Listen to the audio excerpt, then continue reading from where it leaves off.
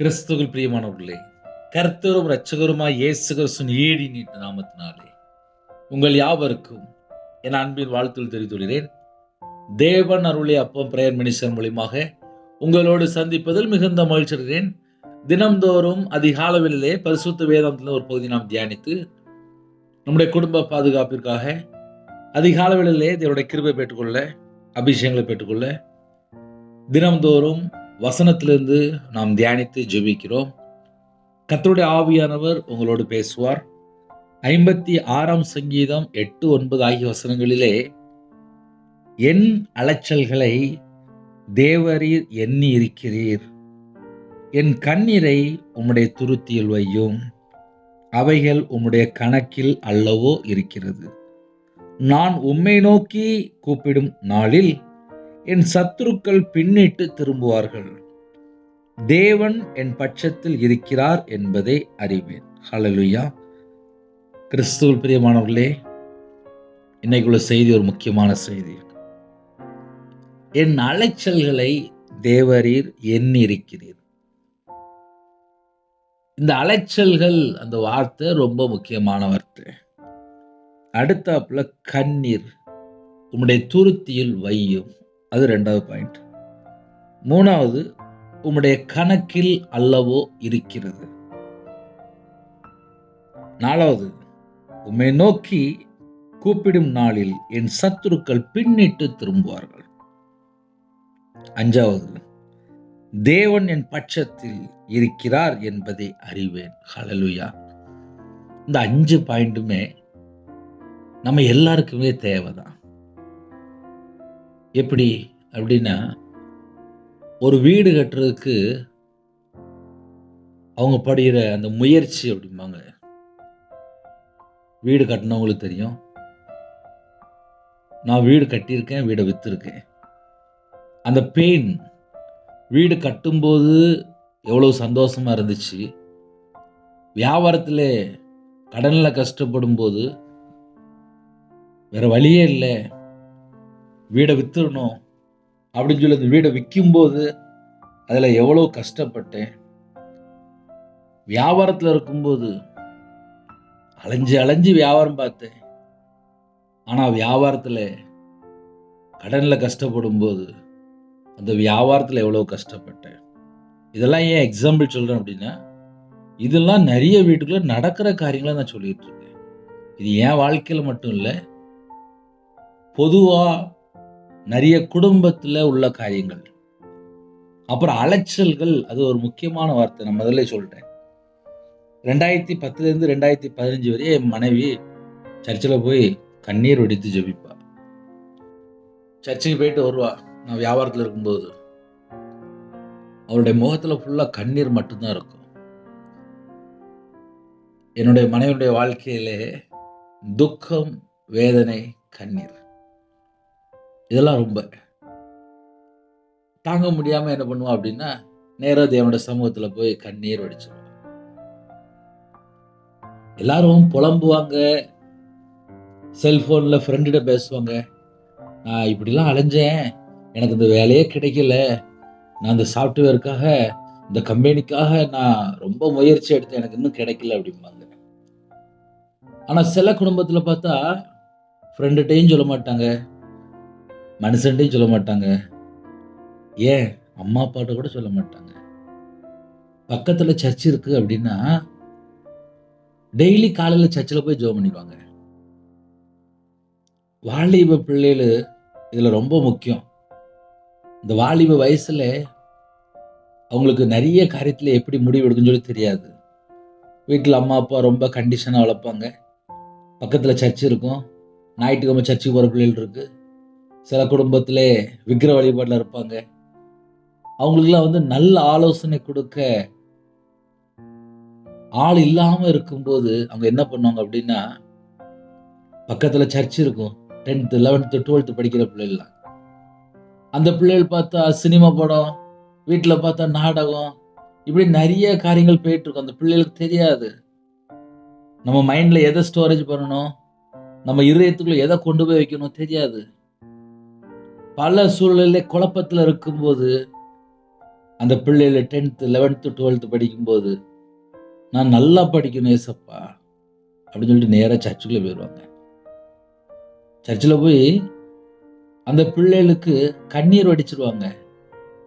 ஏசப்பா எனக்கு படிக்க தெரியல, 10th எப்படி பாஸ் ஆவேனா எனக்கு தெரியல, நான் 11th பாஸ் ஆயிரும்னு எனக்கு தெரியல, நான் 12th நல்ல மார்க் வேணும் ஏசப்பா அப்படின்றது படிக்கிற பிள்ளைகள்கிட்ட கேட்டதா அந்த அலைச்சல்கள் இந்த பிள்ளைகளுக்கு உண்மையிலே தெரியும். நான் திருநெல்வேலி பகுதியில் இருக்கிறேன். திருநெல்வேலி பகுதியில் ஏகப்பட்ட சர்ச் இருக்கு. நான் சர்ச்சில் ஒரு 2 வருஷம் வேலை பார்த்தேன். அந்த சர்ச்சில் வேலை பார்க்கும்போது ஸ்கூல் படிக்கிற பிள்ளைகள் கரெக்டா ஒரு சில பிள்ளைகள் டெய்லி வந்து சர்ச்சில் வந்து ஜெபம் பண்ணிட்டு போயிடுவாங்க. 10th 11th 12th படிக்கிற பிள்ளைகள். அதுல ஒரு வாலிப மகள் போன வருஷம் பார்த்தேன், திருநெல்வேலி பகுதியில் பார்த்தேன். என்னை உங்களுக்கு தெரியுதானே அப்படின்னா, தெரியுது அப்படின்னு. அந்த வாலிப மகள் சர்ச்சுக்கு வரும்போது நான் புதிய ஏற்பாடு கொடுத்துருக்கேன். நான் காலேஜ் படிச்சு முடிச்சிட்டோம்னே அப்படின்னா, கிட்டத்தட்ட ஒரு நான் சொல்றது எப்படின்னா 2016 to 2018, அதுக்கப்புறம் ரொம்ப நாள் ஆச்சு. போன வருஷம் அப்படின்னா 2025 காலேஜ் படிச்சு முடிச்சிட்டேன் அப்படின்னா, திருமணத்துக்கு பார்த்துட்டு இருக்காங்க அப்படின்னா, அன்னைக்கு சர்ச்சுக்கு வரும்போது புதிய ஏற்பாடு கொடுக்கும்போது அந்த மகளுக்கு அவ்வளவு சந்தோஷம். என்னை பார்த்து சந்தோஷமா நின்று பேசிட்டு போனா. அந்த 10th 11th 12th படிக்கும்போது சர்ச்சுக்குள்ள போய் டெய்லி முழங்கால் போட்டு ஜெபம் பண்ணிடுவாங்க. அலைச்சல்கள். சில பிள்ளைகள் சர்ச்சுக்கு போகும்போது அவங்களோட வாழ்க்கையில் நிறைய குழப்பங்கள் இருக்கும், நிறைய பர்சனல் பிரச்சனை இருக்கும், யார்கிட்டையும் சொல்ல முடியாத துக்கம் இருக்கும், யார்கிட்டையும் சொல்ல முடியாத வேதனை இருக்கும். யார்கிட்ட போய் சொல்லி அலன்னு தெரியாது. நேர பக்கத்துல சர்ச் இருக்கும். நேர சர்ச்சுக்குள்ள போய் யாருக்குமே தெரியாம பிள்ளைகள் கண்ணீர் வடிச்சிரும். நான் சொல்லலாம், நிறைய வீட்டுக்குள்ள நடக்கூடிய காரியத்தை சொல்லிட்டு இருக்கேன். அந்த பிள்ளைகளுக்கு யார்கிட்ட போய் சொல்ல தெரியாது. சில வீட்டில் அப்பா அம்மா தண்ணி அடிப்பாங்க, அந்த பிள்ளைகள் நேர சர்ச்சுக்குள்ள போய் கண்ணீர் வடிக்கும்.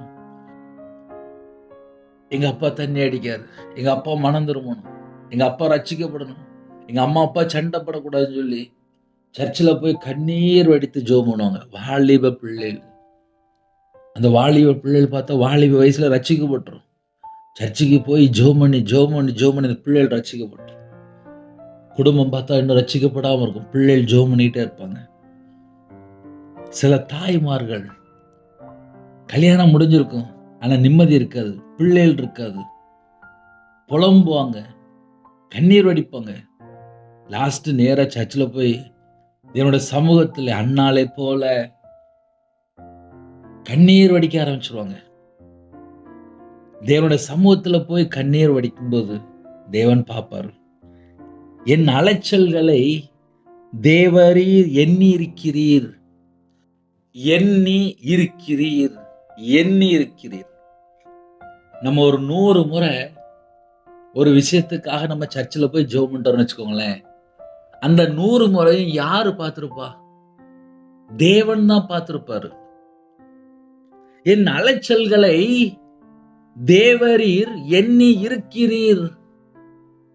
அப்ப அந்த காலவெளியிலே யாரெல்லாம் எந்த சூழ்நிலை எனக்கு தெரியாதுப்பா, நம்மளை உருவாக்கின தேவனுக்கு தெரியும். ஒரு பேங்க் லோனுக்காக 6 மாசம் ட்ரை பண்ணிட்டு இருப்பாங்க. எப்படியாவது நான் கடன் அடைச்சிடணும், நிறைய ஃபைனான்ஸ்ல வாங்கிட்டேன், ஜொல்லு ஃபுல்லா பேங்க்ல இருக்கு, பர்சனல் லோன் போட்டேன், குழுவா பணம் எடுத்துட்டேன், எப்படியாவது நான் கடன் அடைக்கணும், எப்படியாவது எனக்கு ஒரு பிசினஸ் லோன் வேணும், என் லேண்டை வச்சு எனக்கு ஒரு லோன் வேணும். 6 மாசம் அலைஞ்சிட்டு இருப்பாங்க. தேவனுடைய சமூகத்துல போய் எப்படி ஜெபிப்பாங்க? என் அலைச்சல்களை தேவரீர் எண்ணி இருக்கிறீர். என்னால முடியலப்பா, கண்ணீர் வடிச்சிருவாங்க அண்ணன்மாரு. நாலாம் சர்ச்சில் போய் கண்ணீர் வடிச்சிருக்கேன். 5 வருஷம் அழுது ஜெபம் பண்ணியிருக்கேன். என் மனைவி 2010 2015 வரையும் கண்ணீர் வடித்தேன். நான் 2015 2020 வரையும் கண்ணீர் வடித்தேன். அப்புறம் கொரோனா நேரத்தில் 2 வருஷம் அது தனியாக கண்ணீர் மட்டும்தான். ஏன்னா எத்தனையோ தேசத்துக்குள்ளே செய்தி அனுப்பி கொண்டு இருந்தோம் ஆன்லைன் மூலியமா. அதுல ஒரு 2 வருஷம் கண்ணீர் தான். ஆக மொத்தம் எங்களுடைய வாழ்க்கையில இந்த கண்ணீர் அப்படின்னாலே அதனுடைய ஆழத்துக்குள்ள கொண்டு போனாரு. நம்ம நார்மலா கண்ணீர் வடிக்கும்போது தெரியாது. ஆனா ஒரு பிரச்சனைக்கு மத்தியிலே கண்ணீர் வடிக்கும்போது தேவன் பார்த்துட்டு இருப்பார். என் அலைச்சல்களை தேவரீர் எண்ணி இருக்கிறீர்.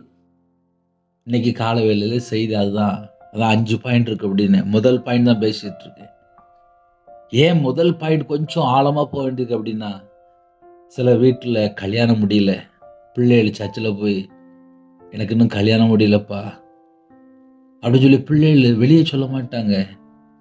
ஆனா தேவனுடைய சமூகத்துல போய் கண்ணீர் வடிப்பாங்க.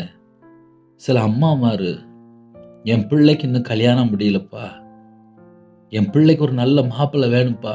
அம்மா பாரு போய் ஜெபம் பண்ணிட்டு இருப்பான். நகை இல்லப்பா, பணம் இல்லப்பா. அவங்க பார்த்தா சில இடத்துல கணவர் சரியில்லாம இருக்கலாம். சில வீட்டுல விதவையா இருப்பாங்க. சில வீட்டுல பையன்மாரு கஞ்சா பழக்கம், மதுபான அடிமை, விபச்சார அடிமை, போதை அடிமை. அம்மா அப்பாட்ட பேசவே மாட்டாங்க. துன்மார்க்கமான வாழ்க்கையா இருக்கும். அந்த வீட்டுல பார்த்தா கண்ணீரா இருக்கும். அவங்க தேவனுடைய சமூகத்துல போய் கண்ணீர் வடிச்சிட்டு இருப்பாங்க. என் அலைச்சல்களை தேவரீர் அறிந்திருக்கிறீர், தேவரீர் எண்ணிருக்கிறீர். அப்போ காலவெளியிலே இந்த வசனம் எத்தனை வீட்டுக்குள்ள போயிட்டு இருக்கு. இப்ப என் வாழ்க்கையில நான் சொல்ல முடியும்பா. தரிசனம் கொடுத்தாரு, தரிசனம் கொடுத்தாரு. இதயத்துக்குள்ளே ஆவியானவர் பலமா பேசிட்டு இருக்காரு. வாழ்க்கையில் அடுத்தாப்புல என்ன செய்யணும் ஓடிக்கிட்டே இருக்கிறோம், முயற்சி எடுத்துக்கிட்டே இருக்கோம். கர்த்தர் தான் கிரியை செய்வார், கர்த்தர் தான் கிரியை செய்வார். சில குடும்பத்திலே காலவெளியில் இணைந்திருப்பீங்க. அலைச்சல்கள், நீங்க எந்த காரியத்துக்காக அலைஞ்சு கொண்டிருக்கிறீங்க தேவனுக்கு தெரியும். தேவரீர் எண்ணி இருக்கிறீர், எண்ணி இருக்கிறீர். ஸ்கூல்ல படிக்கிற பிள்ளைகள் டெய்லி காலைல வந்தோடனே பேர் வாசிப்பாங்க. அந்த பெயர் வாசித்தோடனே நான் இருக்கிற மிஸ் அப்படிம்பாங்க. அட்டன் நாங்கள் போட்டாச்சு. ஒரு வருஷம் ஃபுல்லாக கூட்டி பார்ப்பாங்க, எத்தனை நாள் லீவு, ஏன் லீவு. அட்டன் பண்ணி தான் எல்லாமே அங்கே கணக்கில் போயிட்டுருக்கோம். நம்ம தேவனுடைய சமூகத்தில் போய் நிற்கும்போது என் பிள்ளை ஒரு காரியத்துக்காக எத்தனை நாள் ஜெபம் பண்ணனா, எவ்வளோ பொறுமையா இருந்தா, எவ்வளோ தாழ்த்துனா, எவ்வளோ கண்ணீர் வடிச்சா. தேவன் எல்லாமே பார்ப்பாரு. ஒரு நாள் பண்ற ஜெபமும் இருக்கு, டெய்லி போய் ஒரே காரியத்துக்காக பண்ற ஜெபமும் இருக்கு. அவங்களோட வாழ்க்கையில இன்னும் எனக்கு கிடைக்கலப்பா, எனக்கு இன்னும் கிடைக்கலப்பா அப்படின்னு சொல்லி மறுபடியும் மறுபடியும் ஏங்கி ஏங்கி கண்ணீர் வடித்து ஜெபிக்கிற ஜெபமும் இருக்கு. அப்போ ஒரு குடும்பம் கஷ்டப்படும் போது யாருக்கும் தெரியாது. நான் சர்ச்சில் 2 வருஷம் வேலை பார்த்தேன். அதுல நிறைய தாய்மார்கள், நிறைய பாட்டிமார்கள், நிறைய சகோதரிமார்கள் வீட்டுல கஷ்டம் அப்படின்னா யார்ட்டையும் சொல்ல முடியாது. நேரா சர்ச்சுக்கு போவாங்க. அழுது அழுது அழுது அழுது அழுது ஜெபம் பண்ணுவாங்க. நான் சர்ச்சுக்குள்ள வேலை பார்த்ததுனால உள்ள இங்கேயும் அங்கேயும் போயிட்டு இருப்பேன். சில தாய்மார்கள்லாம் கண்ணீர் வடிச்சிட்டு இருப்பாங்க. அவங்க முகத்துல தெரியும் வீட்டுல பெரிய துக்கமான காரியமா இருக்கு, யார்ட்டையும் சொல்ல முடியாது. கண்ணீர் வடிச்சிட்டு இருப்பாங்க. என் அலைச்சல்களை தேவரீர் எண்ணி இருக்கிறீர். ஒரு வீட்டில் உள்ள பிரச்சனை மனுஷனுக்கு தெரியுதோ இல்லையப்பா, தேவனுக்கு தெரியும். காலவேளையில வேலைக்காக சில குடும்பத்தில் அலைஞ்சிட்டு இருப்பாங்க, வீடு கட்டுறதுக்காக அலைஞ்சிட்டு இருப்பாங்க, வியாபாரத்துக்காக அலைஞ்சிட்டு இருப்பாங்க. உலகத்துக்குள்ள டெய்லி நம்ம போக தானே செய்யறோம், டெய்லி அலைஞ்சிட்டு தானே இருக்கிறோம். நிறைய குடும்பத்துல அலைஞ்சு அலைஞ்சு அலைஞ்சு தேஞ்சிருவாங்க. நான் சில குடும்பத்துல பேசும்போது கேட்பேன், நீங்க 2 வீலர்ல ஒரு நாளைக்கு எத்தனை கிலோமீட்டர் போறீங்க அப்படின்னு சொல்லி கேட்பேன். நான் ஒரு 100 கிலோமீட்டர் 120 கிலோமீட்டர் போகிறேன் அப்படிம்பாங்க. அப்படி கேட்கும்போது இன்னொரு கேள்வி கேட்பேன், முதுகு வலிக்குமா அப்படின்னு சொல்லி கேட்பேன். ஏன்னா வண்டி ஓட்டுறவங்களுக்கு தான் தெரியும், ஒரு டூ வீலர் ஓட்டுறவங்களுக்கு தான் தெரியும் அந்த அலைச்சல்கள். ஆமாண்ணே, முதுகு வலிக்கு நானும் நிறைய சாப்பிட்டு பார்க்குறேன், எனக்கு சரியாகலைன்னு இன்னும் அப்படிம்பாங்க. வயசு பார்த்தா ஒரு 25 வயசுலேருந்து 28 வயசு தான் இருக்கும். வாலிப பையனாக இருப்பான், கல்யாணம் கூட முடிஞ்சிருக்காது. அவங்களோட வேலை அப்படிப்பட்ட வேலையாக இருக்கும், டெலிவரி ஒர்க்காக இருக்கும். இதெல்லாம் ஏன் உங்களுக்கு காலைல சொல்லித்தரேன் அப்படின்னா, ஒரு குடும்பம் பலவிதமான காரியத்தில் கஷ்டப்பட்டுட்டு இருப்பாங்க, வெளியே தெரியாது. வீட்டில் யாரெல்லாம் இருக்கிறீங்களோ எல்லாரும் அன்பு கூறுங்க. நான்லாம் 11 வயசுலேருந்து வேலை பார்த்துருக்கேன். ஒரு நாளைக்கு 16 மணி நேரம் வேலை பார்ப்பேன். 16 மணி நேரம் வேலை பார்த்துட்டு அந்த சம்பளத்தை கொண்டு எங்கள் அம்மா கையில் கொடுப்பேன். கொரோனா நேரத்தில் எங்கள் அம்மா இறந்து போயிட்டாங்க. இதெல்லாம் ஏன் சொல்லித்தரேன் அப்படின்னா, அலைச்சல்கள், ஒவ்வொரு காரியத்துக்கு அலைச்சல்கள் உண்டு. சம்பளம் வாங்க கூட நான் போய் நிற்பேன். சம்பளம் கொடுக்கும்போது 2 ஏச்சு ஏசுவாங்க. அந்த ஏச்செல்லாம் வாங்கிட்டு தான் சம்பளம் வாங்கிட்டு வரணும். இது எல்லாமே ஒவ்வொரு வீட்டுக்குள்ளும் நடக்கக்கூடிய காரியங்கள். இந்த அலைச்சல்களை தேவரீர் எண்ணி இருக்கிறீர். 55 வயசு அம்மாட்ட கேட்டா கூட, பிரதர் என் கணவருக்கு சரியில்லை, உடம்பு சரியில்லை, ஹாஸ்பிட்டல் போயிட்டு வந்துட்டு இருக்கோம், இன்னும் சரியால பிரதர், என் கணவர் சரியான கொஞ்சம் ஜெபம் பண்ணுங்களேன். அலைச்சல்கள், கிட்னி பிரச்சனை, ஸ்ட்ரோக்ல பிரச்சனை, ஹார்ட் பிரச்சனை, ஒவ்வொரு பிரச்சனையும் நம்ம சொல்லிட்டு போனா அவ்வளோ காரியம் இருக்கு. இதெல்லாம் ஏன் காலையில் சொல்றேன் தெரியுமா? நம்ம சில குடும்பத்தை பார்க்கும்போது வெளி தோற்றத்தை வச்சு பார்ப்போம். அவங்க இருதயம் பார்த்தா உடைஞ்சு போயிருக்கும்.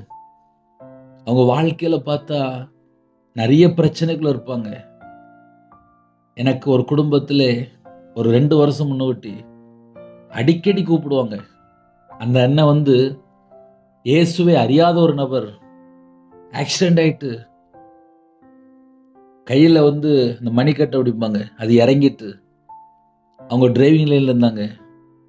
காலில் பிரச்சனையாயிட்டு ஆக்சிடென்ட் ஆயிட்டு அவங்களுக்கு பிள்ளைகள் இல்லையா, ஹாஸ்பிட்டலுக்கு போகிறதுக்கு பணம் இல்லையா.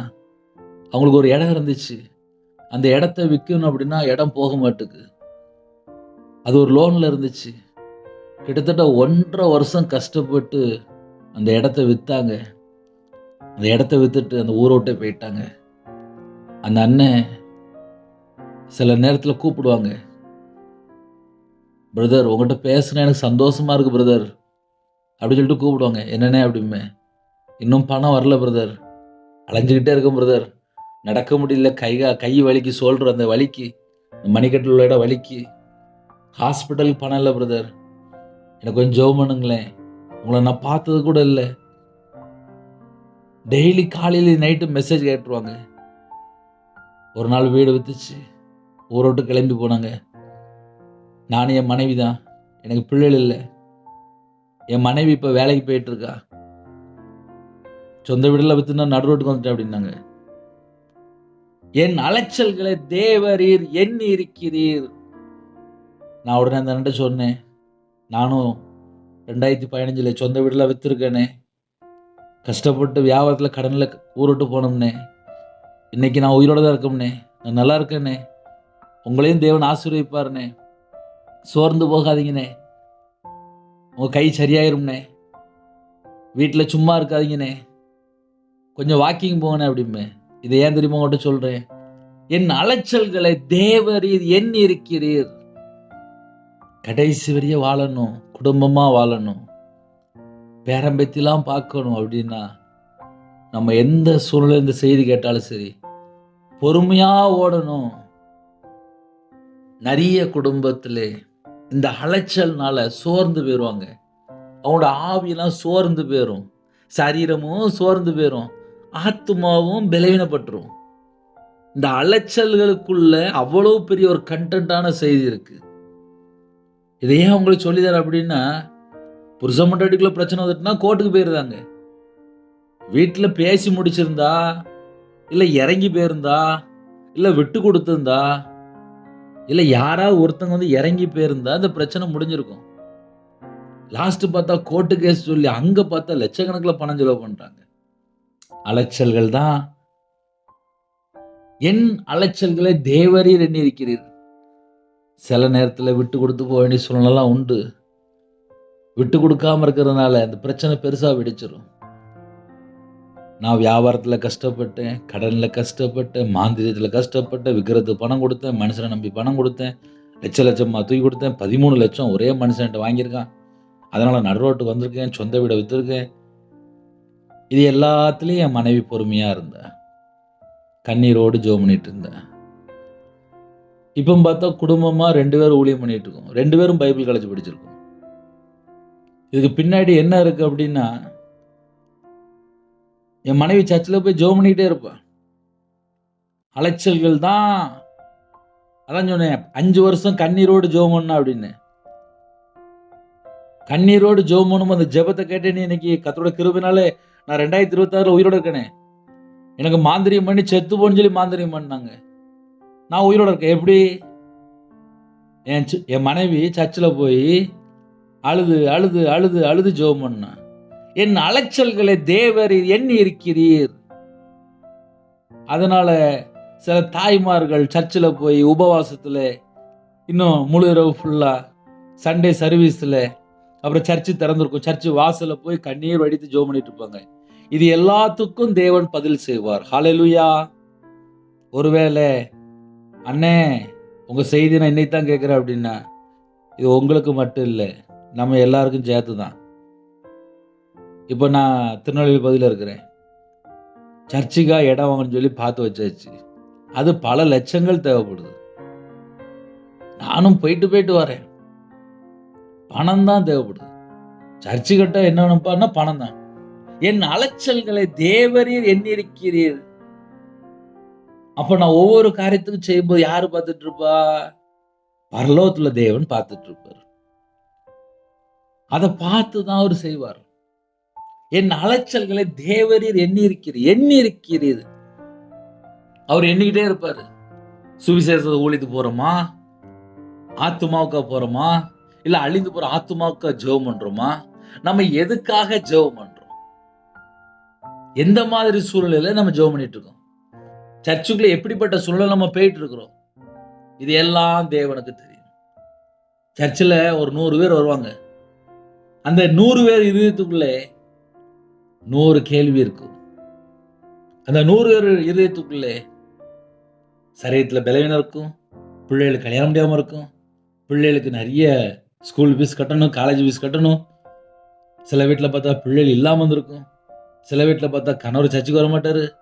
சில குடும்பத்தில் பார்த்தா குடும்பமாக சர்ச்சுக்கு வருவாங்க. ஆனால் பின்னாடி பார்த்தா பெரிய பெரிய பிரச்சனையாக இருக்கும்.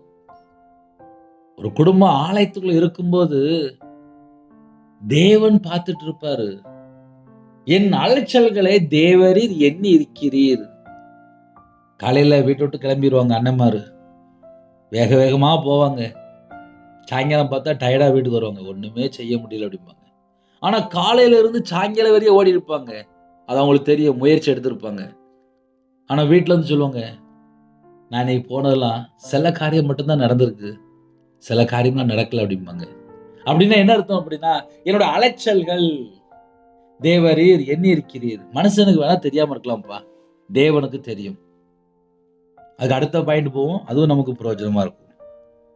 என் கண்ணீரை உம்முடைய துருத்தியில் வையும். சில குடும்பத்துல எவ்வளவு பெரிய அன்னமா இருந்தாலும் சரி, வீட்டுல பிரச்சனை சொல்லி ஒண்ணு வந்துட்டுனா போதும், அவங்க எவ்வளவு பெரிய அன்னமா இருந்தாலும் கண்ணீர் வடிச்சிருவாங்க. ஏன்னா தாங்கி கொள்ள முடியாது. எங்க வீட்டுல வாலி வயசுல எங்க அப்பா இறந்து போயிட்டாங்க. அப்பா கண்ணீர் வடிச்சேன். அம்மா இறந்து போனாங்க, அப்பா கண்ணீர் வடிச்சேன். வியாபாரத்துல ஒரு 50-55 லட்ச ரூபா கடன்ல இருந்தேன்.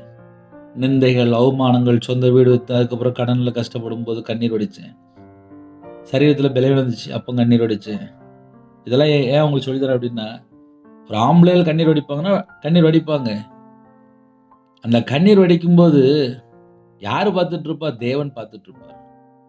அதனால எந்த சூழ்நிலையிலே காலவேளையிலே இந்த வீடியோ கேட்குறீங்களோ எனக்கு தெரியாது. நாங்க ஆன்லைன் மூலியமா செய்தி அனுப்பிட்டு இருப்போம், அவ்வளவுதான். தேவன் உங்களோடு பேசுகிறாரா? கர்த்தருடைய ஆவியானவர் எங்கே உண்டோ அங்கே விடுதலை உண்டு. சத்தியத்தை அறிவீர்கள், சத்தியம் உங்களை விடுதலையாக்கும். அண்ணன், நான் ரொம்ப நாளா உங்க செய்தி கேட்க எனக்கு இன்னும் பிரச்சனை சரியாகல. சரியாகும். தேவனுக்கு தெரியும். இன்னைக்கு உங்க குடும்பத்தை எப்படி ஆசீர்வதிக்கணும் தேவனுக்கு தெரியும். ஐயா, நான் பல மாசமா சர்ச்சுக்கு போயிட்டு இருக்கேன். எனக்கு ஒரு குடும்பத்துல ஒரு ஜெபகுறிப்பு வந்துச்சு. அந்த ஐயாவுக்கு 65 வயசு. கணவன் மனைவி பிரிஞ்சு போயிட்டாங்களாம். என்னன்னு சொல்லி கேட்கும்போது, புருஷன் முன்னாடி சண்டை போட்டுக்கோங்க. அந்த அக்கா அம்மா வீட்டுக்கு போயிட்டாங்க. அவங்களுக்கு சொந்த வீடு இருந்துச்சு போல இருக்கு, அங்கே போயிட்டாங்க. இந்த ஐயா தனியா இருக்காரு. அந்த ஊர்ல ஒரு சர்ச்சு இருந்திருக்கு. சைட்ல ஓரத்துல ஒரு பெந்தகோஸ்து சர்ச்சு இருந்தது. அந்த சர்ச்சுக்கு போய் ஞானஸ்தானம் எடுத்து 10 வருஷம் ஆச்சான். அந்த ஐயா சொல்றாரு, நான் ஒரு காலத்துல நான் விக்கிரத்துல இருந்தேன், என் மனைவிட்ட சண்டை போட்டுட்டேன். இப்ப நான் இயேசுவை ஏற்றுக்கொண்டேன். இப்ப நான் இயேசுக்கா வாழ்றேன். நான் ஞானஸ்தானம் எடுத்து 10 வருஷம் ஆச்சு. எனக்கு இப்ப 65 வயசு ஆகுது. நான் ஜெபம் பண்ணிட்டே இருக்கேன், என் மனைவி வரமாட்டுக்கா அப்படின்னு சொல்லி எனக்கு சொன்னாரு. நான் உடனே சொன்னேன், உங்க மனைவிட்ட போய் பேசுனீங்களா? அது உங்க மனைவி தானே. நீங்க 2 பேரும் தான் சண்டை போட்டிய. ஒப்புரவாயிட்டீங்களா? உங்க மனைவியை மன்னிச்சிங்களா? நீங்க இறங்கி போனீங்களா? ஃபோன் பண்ணி பேசுனீங்களா? நேர்ல போய் பார்த்தீங்களா? ஆறுதலா பேசுனீங்களா? விட்டு கொடுத்தீங்களா? எந்த காரியத்துக்கு சண்டை போட்டி உங்களுக்கு தான் தெரியும். இல்ல, நான் ஜெபம் பண்ணிட்டேன், வந்துருவா அப்படின்னு தான் சொல்றாங்களே தவிர இறங்கி போக மாட்டேங்காங்க. அப்படின்னா என்ன அர்த்தம்? அப்படின்னா சர்ச்சைக்கு 10 வருஷமா போய் கூட இன்னும் மனமாற்றம் வரல, இறங்கி போற குணம் வரல. அப்படியும் சில குடும்பங்கள் இருக்கு. ஏன்னா அதையும் சேர்த்து சொல்லணும்ல.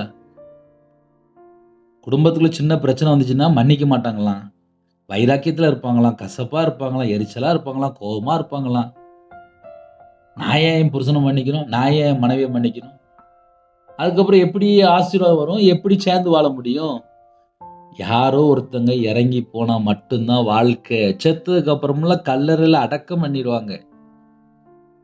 இந்த செய்தி யாரு கேட்டாலும் சரி, ரவிராஜ் பேசுறேன், ஒரு நாள் கர்த்தருக்குள் நித்தரை அப்படின்னு சொல்லி ஒரு வார்த்தை வந்துடும். அவ்வளவுதான், முடிஞ்சு போச்சு. அதுக்கப்புறம் நேர்மையாய் வாழ்ந்தவர்கள் அப்படின்னு சொல்லிட்டு நேரம் அங்க மெசேஜ் முடிஞ்சிடும். அப்படின்னா என்ன அர்த்தம்? அப்படின்னா வாழ்ற கொஞ்ச காலம் குடும்பமா சந்தோஷமா பேசி சிரிச்சு, இன்னைக்கு அதுதான் நிறைய வீட்டுக்குள்ள காணும். பணம் சொல்லிட்டு ஓடுறாங்க. அது கூட ஒரு அலைச்சல் தான். பிள்ளைகள் பார்த்தா வேற ஊர்ல இருப்பாங்க, மனைவி பார்த்தா வேற ஊர்ல இருப்பாங்க, இவங்க பார்த்தா ஃபாரின்ல இருப்பாங்க, வேற வேற நாட்டுக்குள்ள இருப்பாங்க. அலைச்சல் அலைச்சல் அலைச்சல் அலைச்சல். போன மாசம் ஒரு குடும்பத்துல பேசும்போது அவங்க எனக்கு ஒரு காரியம் சொன்னாங்க. 18 வருஷமா துபாயில வேலை பார்த்தாங்களாம். துபாயில வேலை பார்க்கும்போது அங்கிருந்து சம்பளம் மாசம் அக்கௌண்ட்ல அனுப்பிட்டே இருக்காங்க. அவங்களுக்கு 3 மகளாம். அந்த 3 மகளுக்கு படிப்பு, காலேஜ் ஃபீஸ் எல்லாமே அங்கேருந்து அனுப்பிட்டே இருக்காங்க. கணவர் பார்த்தா உள்ளூர்ல இருக்காரு, பிள்ளைகளை பத்திரமா பார்த்துருக்காரு. 2022ல கணவர் இறந்து போயிட்டாரு. அந்த அம்மா அதுக்கப்புறம் வந்துட்டாங்க. எந்த பிள்ளைகளுக்காக 18 வருஷம் கண்ணீரோடு வெளிநாட்டுல வேலை பார்த்தாங்களோ அந்த 3 பிள்ளைகளுமே இப்ப பேச மாட்டேங்கான். 3 பிள்ளைகளுக்குமே கல்யாணம் முடியல. அப்பா இறந்து போயிட்டாங்களாம், கணவர் இறந்து போயிட்டாங்க. அந்த அம்மா எனக்கு கண்ணீர் வடிக்கிறாங்க. பிரதர், உங்க செய்தி நான் கேட்கிறேன் பிரதர், எனக்கு பிரயோஜனமா இருக்கு. 3 பிள்ளைகள் பேச மாட்டேங்க, 3 பிள்ளைகளுக்கு எனக்கு கல்யாணம் முடியல. 3 பிள்ளைகள் நல்லா இருக்குன்னு சொல்லி நான் 18 வருஷம் நான் வெளிநாட்டுல இருந்தேன். ஆனா என் பிள்ளைகள் 3 பிள்ளைகளுமே இப்ப பேச மாட்டேங்குது. நான் சொந்த வீட்டுல தான் இருக்கிறேன், 3 பிள்ளைகள் இருக்கு, ஆனா யாருமே என்கிட்ட பேச மாட்டேங்காங்க அப்படின்னு சொல்லி கண்ணீர் வடிக்கிறாங்க. கணவர் இறந்து போயிட்டார், விதவை, 3 பிள்ளைகளும் பேச மாட்டேங்குது. அந்த 18 வருஷம் அம்மா பிள்ளைக்கு அந்த கேப் வந்ததுல, 18 வருஷம் வெளிநாட்டுல வேலை பார்த்ததுல அந்த பிள்ளைகளுக்கு அந்த கனெக்டிங் எல்லாமே மாறிட்டு. இந்த செய்தியிலிருந்து நம்ம என்ன தெரிந்து கொள்ளலாம் அப்படின்னா, என் அலைச்சல்களை தேவரீர் எண்ணி இருக்கிறீர். அதனால காலைவேளையில யார் இந்த செய்தி கேட்டாலும் சரி, சில நேரத்துல கூட ஒரு 10 நிமிஷம் பேசுவேன். ஆனா நிறைய வீட்ல பார்த்தா அது வாழ்க்கையா இருக்கு. இந்த செய்தி பேசும்போது இருதயம் அவ்வளவு பாரமா இருக்கு. ஏன்னா நிறைய குடும்பத்துல அலைச்சல்கள். யார்கிட்ட போய் சொல்லன்னு தெரியல. சில குடும்பத்துலலாம் ஸ்டேஷன் அடிக்கடி போயிட்டு வந்துட்டு இருப்பாங்க. சில குடும்பத்துல வக்கீல் அடிக்கடி போய் பார்த்துட்டு வந்துட்டு இருப்பாங்க. சில குடும்பத்திலே அந்த கவர்மெண்ட் ஹாஸ்பிட்டல், இல்ல பிரைவேட் ஹாஸ்பிட்டல், இல்ல வீட்ல யாருக்கா உடம்பு சரியில்லாம இருக்கும். லட்சமா கொண்டு போய் ஹாஸ்பிட்டல்ல கொண்டு போய் கட்டிட்டு இருப்பாங்க. சில குடும்பத்துல இன்குபேட்டர்ல இருக்கும் பிள்ளைகள், பிறந்த பிள்ளைகள் இன்குபேட்டர்ல இருக்கும். ஐசியூல இருப்பாங்க, ஹாஸ்பிட்டல்ல இருப்பாங்க.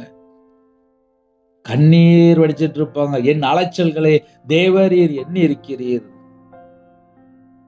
சில குடும்பத்துல வாழ்க்கை இப்படிப்பட்ட சூழல்ல வாழ்ந்துட்டு இருப்பாங்க.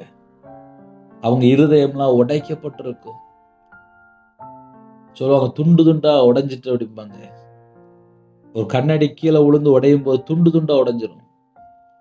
சில குடும்பத்துல இருதயம் ஃபுல்லா துண்டு துண்டா உடைஞ்சிருக்கும். அதை ஒட்ட வைக்கிறதுனாலே மனுஷனால முடியாது, தேவனால மட்டும்தான் முடியும்.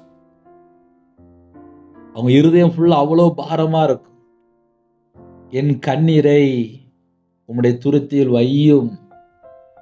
நான் அழுது அழுது ஜெபம் பண்ணிட்டு இருக்கோம்லப்பா, என் கண்ணீரை உம்முடைய துருத்தியில் வையும். நான் எதுக்கா அழுறேனோ உமக்கு தெரியும். அதை உம்முடைய துருத்தியில் வையும்.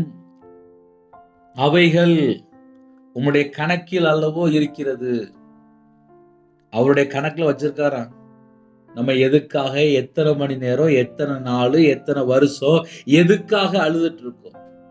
நான் சர்ச்சில் வேலை பார்க்கும்போது ஒரு அம்மா என்கிட்ட சொல்லுவாங்க, இப்பதான் பிரதர் என் கணவர் சர்ச்சுக்கு வராரு. இப்போ 65 வயசு தாண்டிட்டு, எனக்கும் 65 வயசு தாண்டிட்டு, கணவருக்கும் 65 வயசு தாண்டிட்டு, கல்யாணம் முடிஞ்சு கிட்டத்தட்ட ஒரு 32 வருஷம் ஆச்சு. இந்த 32 வருஷம் கழிச்சு இப்பதான் சர்ச்சுக்கு வராரு பிரதர். அதுக்காக ஸ்தோத்திரம். அந்த அம்மா பார்த்தா வாலிப வயசுல நல்ல சர்ச்சுக்கு போற அம்மா. அவங்கள கொண்டு போய் விக்கிரத்துல கொண்டு போய் கல்யாணம் முடிச்சு கொடுத்தாங்க. அதுக்கப்புறம் அம்மா அழுது அழுது அழுது ஜெபம் பண்ணி பக்கத்துல சர்ச் இருக்கு, அதனால சர்ச்சுக்கு போயிடுவாங்க. அவங்க ஞாயிற்றுக்கிழமை சர்ச்சுக்கு போயிடுவாங்க. ஆனா கணவர் சர்ச்சுக்குள்ள வர்றதுக்கு பல வருஷங்கள் அழுது ஜெபம் பண்ணிட்டாங்க. அதே போல கேட்டு பெற்றுக்கொண்டாங்க. இப்ப பார்த்தா குடும்பமா சர்ச்சுக்கு போறாங்க. அந்த ஐயா கரெக்டா சர்ச்சில் வந்து பின்னாடி இருந்து அழகா உட்கார்ந்துருப்பாரு. நான் பார்த்திருக்கேன். அந்த ஐயாட்ட பேசியிருக்கேன். அந்த ஐயா வந்து ரொம்ப பொறுமையா பேசுவாங்க.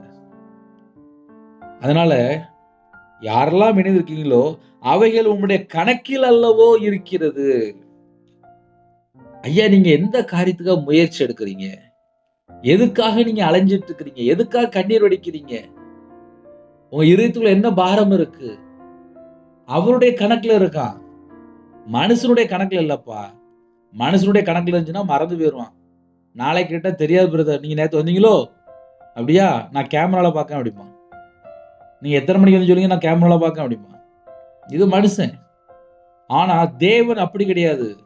நம்ம ஒரு நாளைக்கு 24 மணி நேரத்துல நம்ம எத்தனை மணி நேரம் கையில பைபிள் எடுத்து வாசிக்கிறோம், எவ்வளவு நேரம் முழங்கால் நிற்கும், எந்த ஆத்மாவுக்காக ஜெபம் பண்றோம், யாருக்காக நம்ம புலம்பிட்டு இருக்கோம், நமக்காக புலம்புறோமா, தேவனுடைய ஆலயத்துல போய் எதுக்காக நம்ம புலம்புறோம், எல்லாம் தேவனுக்கு தெரியும். ஐயா வீட்டுல பிரச்சனை, ஐயா தேவனுக்கு தெரியும். நான் வீட்டுக்குள்ள கண்ணீர் வடிக்கேன், தேவனுக்கு தெரியும். நான் வீட்டுல புலம்பிட்டு இருக்க, தேவனுக்கு தெரியும். உங்க இதயத்துக்குள்ள பாரமா இருக்கா, தேவனுக்கு தெரியும்.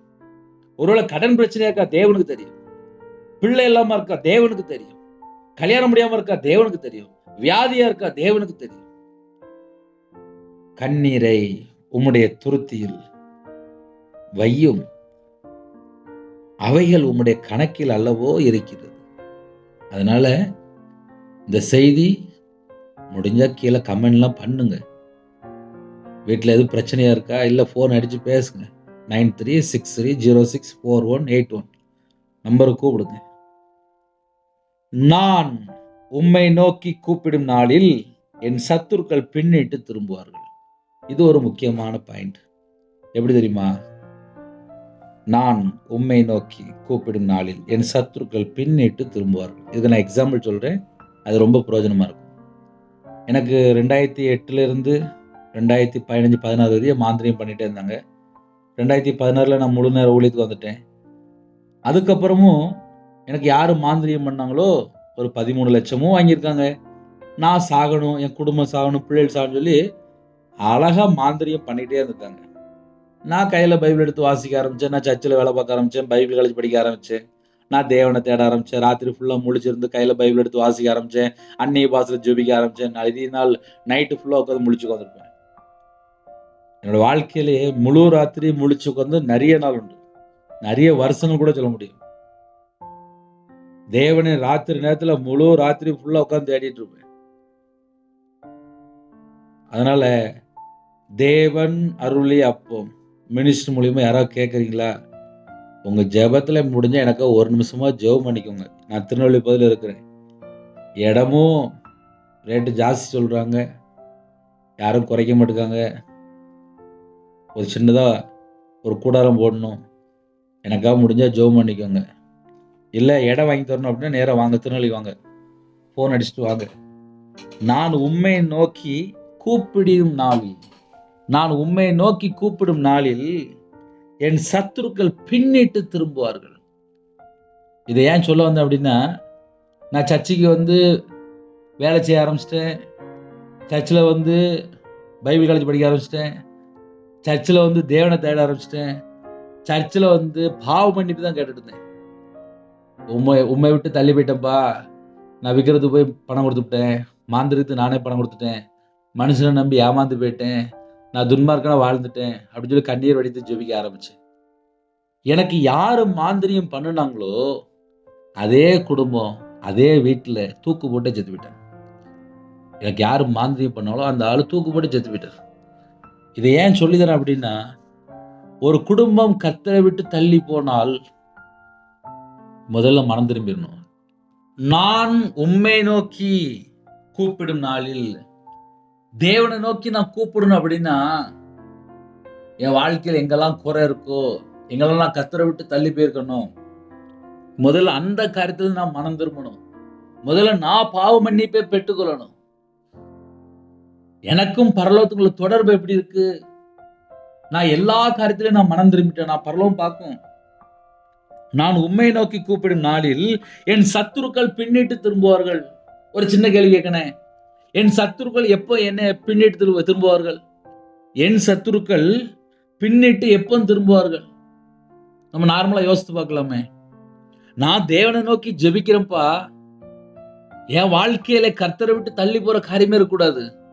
நான் தேவனுடைய சமூகத்துல நான் உண்மையா இருக்கும்போது, தேவனுடைய சமூகத்துல நான் தேடி ஜெபிக்கும் போது, துதிக்கும் போது, ஸ்தோத்திரம் செலுத்தும் போது, அவருடைய சமூகத்துல காத்திருக்கும் போது என் சத்துருக்கள் பின்னிட்டு திரும்புவார்கள்.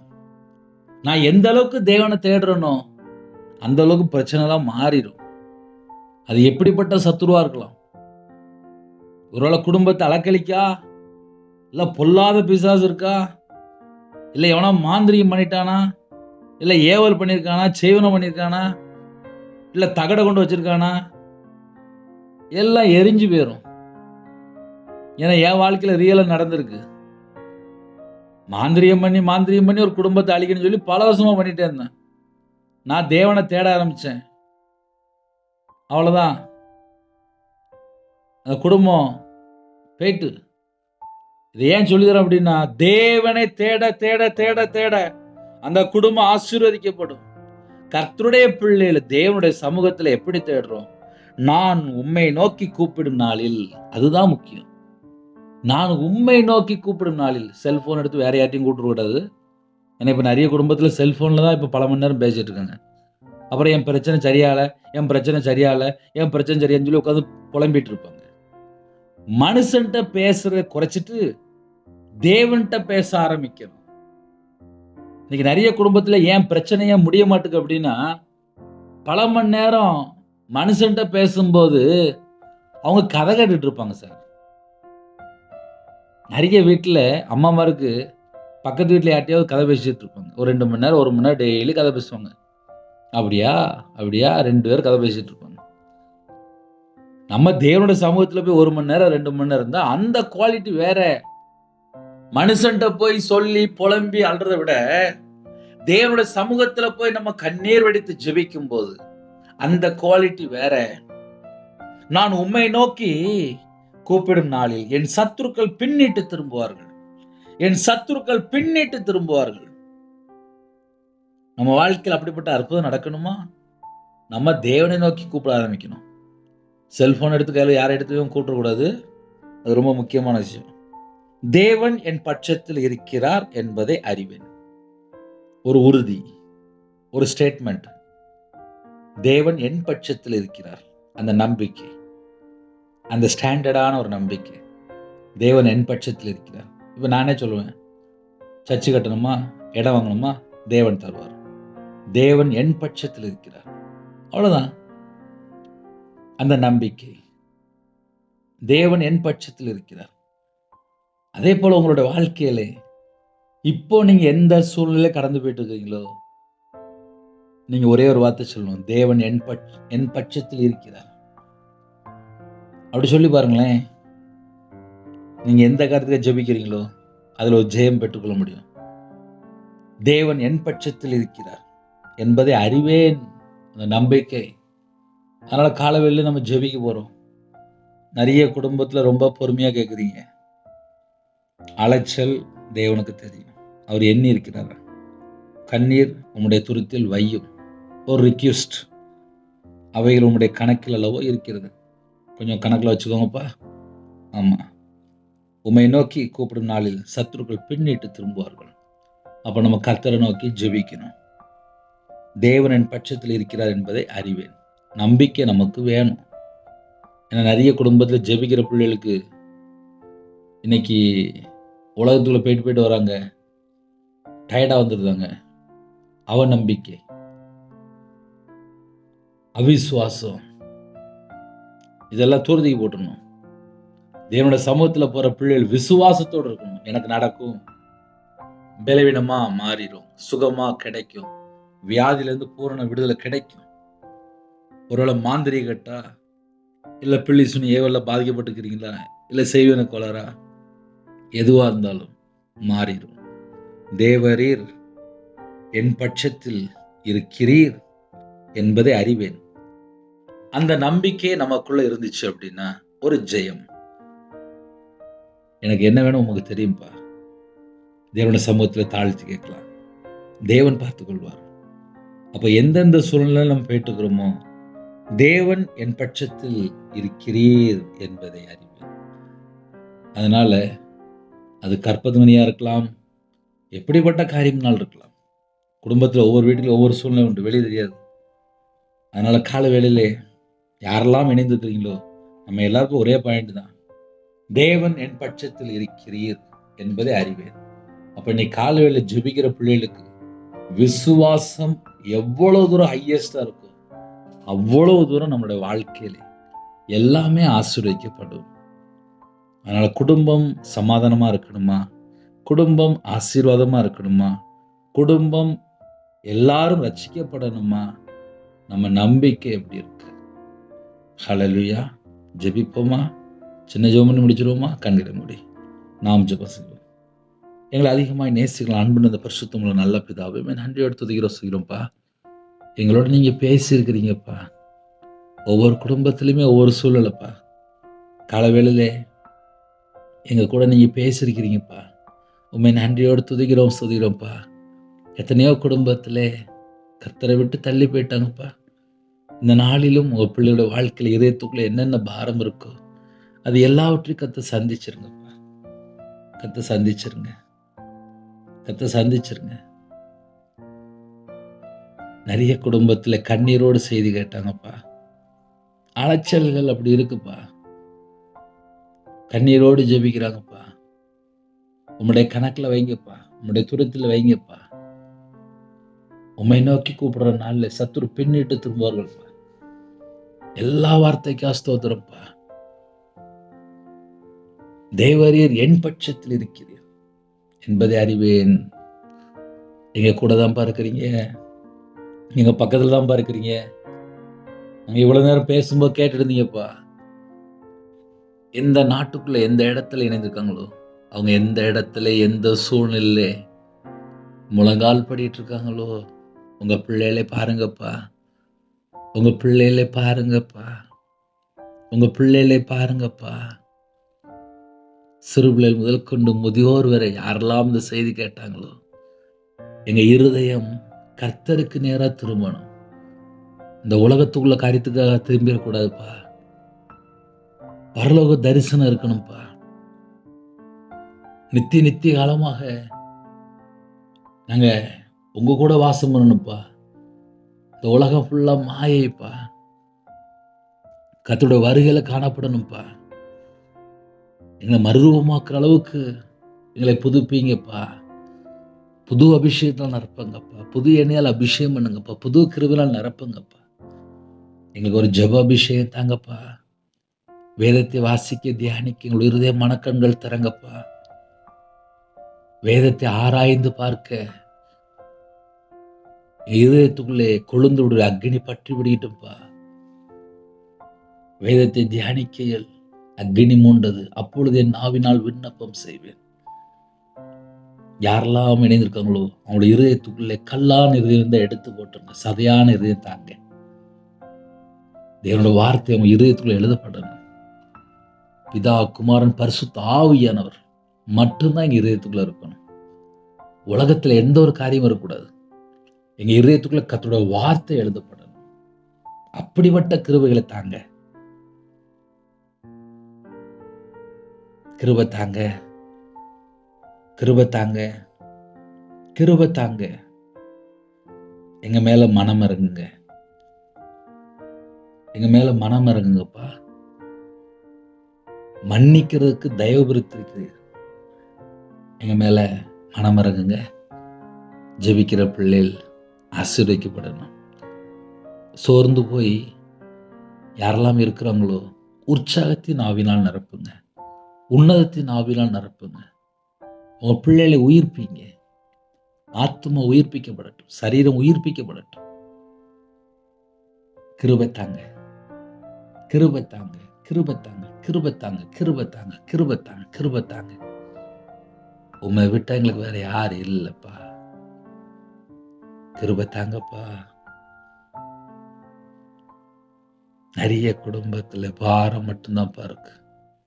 இருதயம் ஃபுல்லா பாரமா இருக்கு. உடைஞ்சு போயிருக்குப்பா. உடைஞ்சு போயிருக்குப்பா.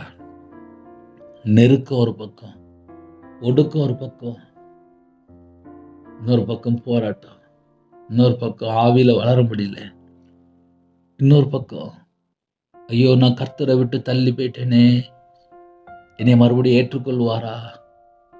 உங்க பாதவில் வந்து நிக்கிறாங்கப்பா. கர்த்தர் மனம் இறங்கணும். கர்த்தர் மனம் இறங்கணும்.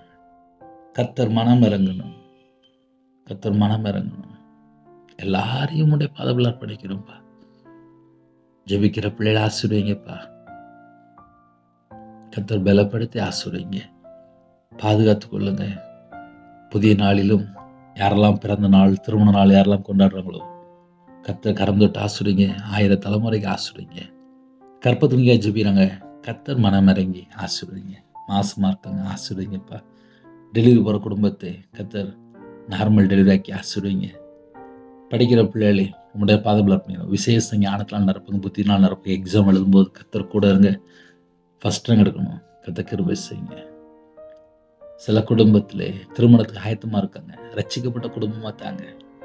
கடைசி காலத்துல சுவிசேஷம் அறிவிக்கிற ஆத்துமாக்கள் வேணும்ப்பா. அழிந்து போற ஆத்துமாக்களுக்கு சுவிசேஷம் அறிவிக்கணும்ப்பா. எல்லா குடும்பத்திலுமே எழுப்புதல் உண்டாகணும்ப்பா. கிருபை தாங்கப்பா. பரிசுத்தவான்களை அப்பாவுடைய பாதவில் அர்ப்பணிக்கிறோம்ப்பா. எங்க தேசத்துல எங்களுக்காக தந்த பரிசுத்தவான்களை உடைய பாதவில் அர்ப்பணிக்கிறோம்ப்பா. அவங்களுக்கு தீர்காயுஸ் தாங்கப்பா. எங்க தேசத்துல இருக்கிற எல்லா பரிசுத்தவான்களுக்கும் தீர்காயுஸ் தாங்கப்பா. குடும்பத்துடைய தேவைகள் சந்திக்கப்படணும்ப்பா. மிஷினரி மாதிரி உடைய பாதவில் அர்ப்பணிக்கிறோம். கர்த்தருக்காக பக்தி வைராக்கியமா ஓடிட்டு இருக்காங்கப்பா. தீர்காயுஸ் தாங்கப்பா. பூரண வயசு தாங்கப்பா. கிருபை தாங்க.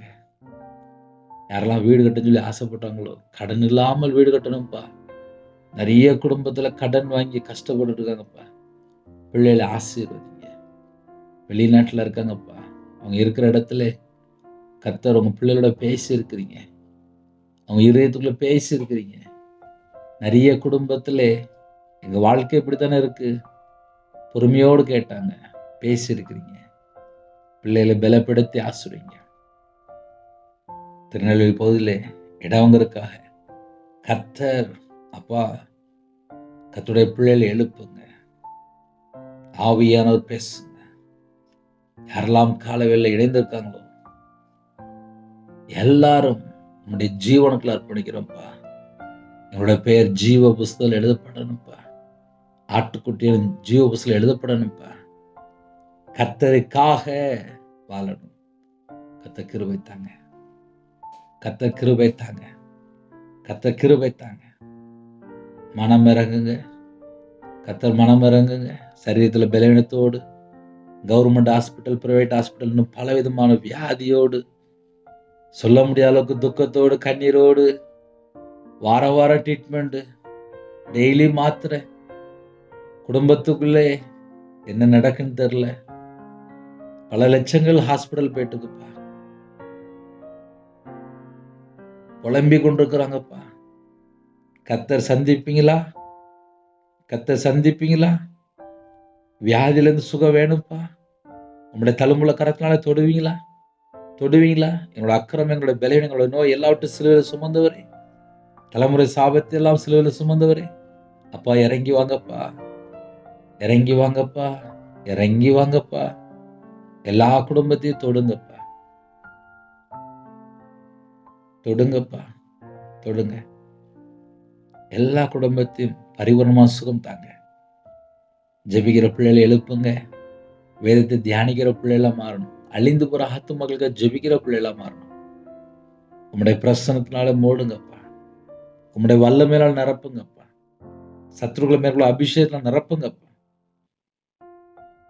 ஒவ்வொரு குடும்பத்துக்கும் காண்டாமிருத்து பலனை தாங்கப்பா, மான்கால்களை தாங்கப்பா, கிருபையின் வரங்களை தாங்கப்பா, ஞான வரங்களை தாங்கப்பா, தீர்க்க தரிசன வரங்களை தாங்கப்பா. ஆவிக்குரிய 9 கனிகளினால் நிரப்புங்கப்பா. நிரப்பப்பட்ட பாத்திரமா இருக்கணும், நிரம்பி வெளியிற பாத்திரமா இருக்கணும். பரிசுத்த ஆவியானவர் வழி நடத்தணும்.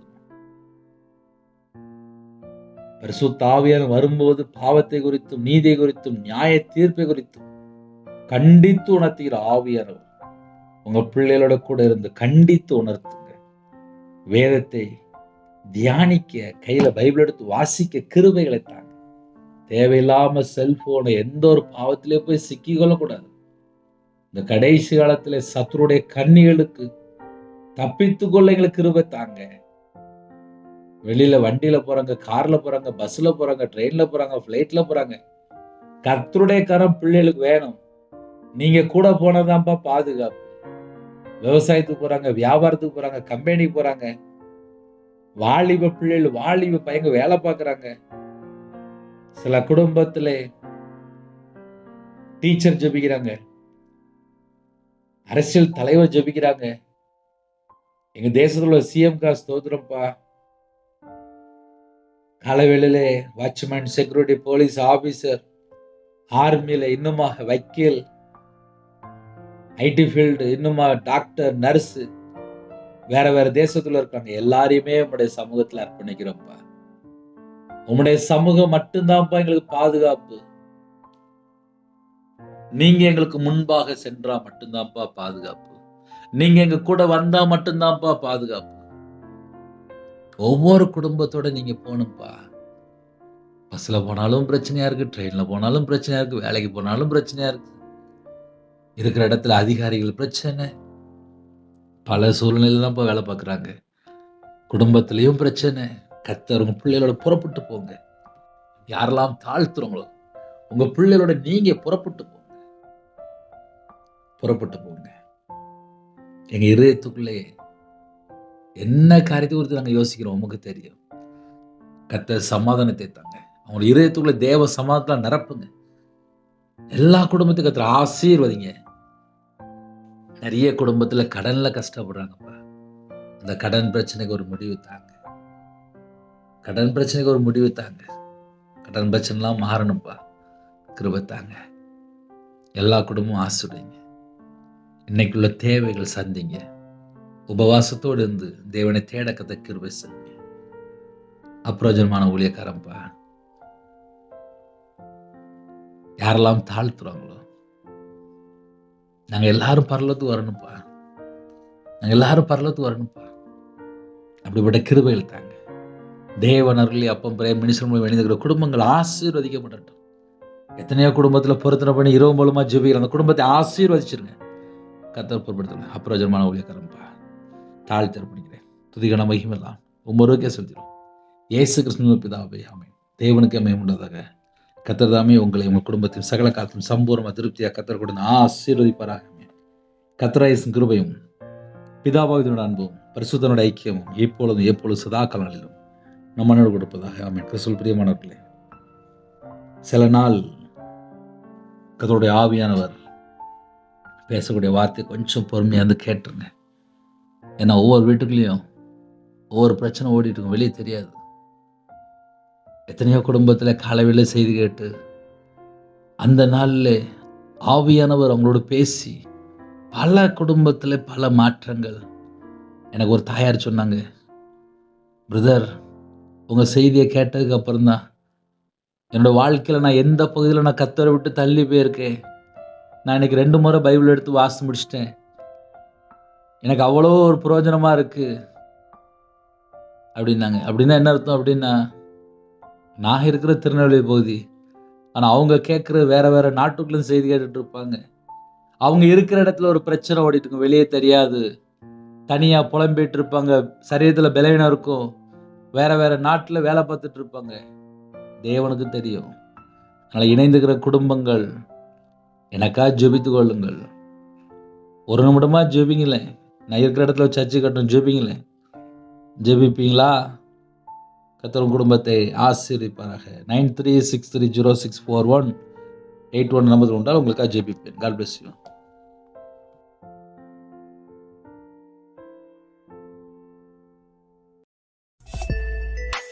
Thanks for watching.